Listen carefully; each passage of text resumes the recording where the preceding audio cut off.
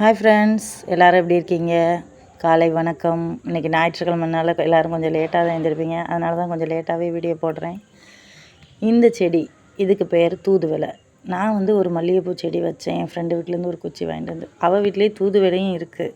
அதுலேருந்து ஒரு விதையை பறிச்சிட்டு வந்து இதிலே போட்டேன். அது முளைச்சிக்கிடுச்சு. இது எப்படின்னா, நம்ம வீட்டில் குழந்தைங்க இருந்தால் இந்த செடி என்ன பயன் அப்படின்னா, சளி பிடிச்சா இந்த செடியை வந்து ரொட்டி செட்டு சாப்பிட்டா நல்லதுன்னு சொல்லுவாங்க. அப்போ இது வந்து கசக்குமா துவக்குமா அதெல்லாம் எதுவுமே இருக்காது. ஒரு ஒரு ஒரு டேஸ்ட்டே இருக்காதுன்னு வைங்களேன். நம்ம நல்ல சுத்தமான நல்லெண்ணெயை வாங்கிட்டு வந்து இந்த இலையை ஆஞ்சிட்டு அதோட ஒரு கிளாஸ் பச்சரிசி ஊற வச்சு அரைச்சி நம்ம வந்து நல்லெண்ணெய் ஊற்றி தோசை சுட்டு கொடுத்தோம்னா ஒரு 2 தோசை திங்க முடியும் ஜீனி வச்சு. அதுக்கு மேலே சாப்பிட முடியாது. இதை வந்து ஒரு 3 நாளைக்கு தொடர்ந்து சாப்பிட்டோம்னா சளி இருமல்லாம் பறந்து போயிடும்.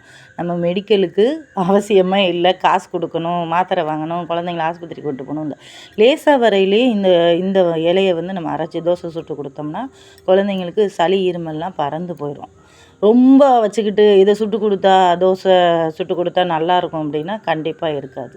லேசாக வரையிலே நம்ம காலையில் டிஃபன் என்ன பண்ணுறோம், இட்லி தோசை இதெல்லாம் போடுவோம். அது மாதிரி நினச்சிக்கிட்டு இதை வந்து எல்லாருமே சாப்பிடலாம். இது உடம்புக்கும் ரொம்ப நல்லது. ஓகே ஃப்ரெண்ட்ஸ், இது பிடிச்சிருந்தா நான் வந்து கண்டிப்பாக ஒவ்வொரு வீடியோவும் வந்து இனிமேல் பயனுள்ளதாக போடலான்னு இருக்கேன் ஃப்ரெண்ட்ஸ். Okay bye. லைக் பண்ணுங்கள், ஷேர் பண்ணுங்கள்,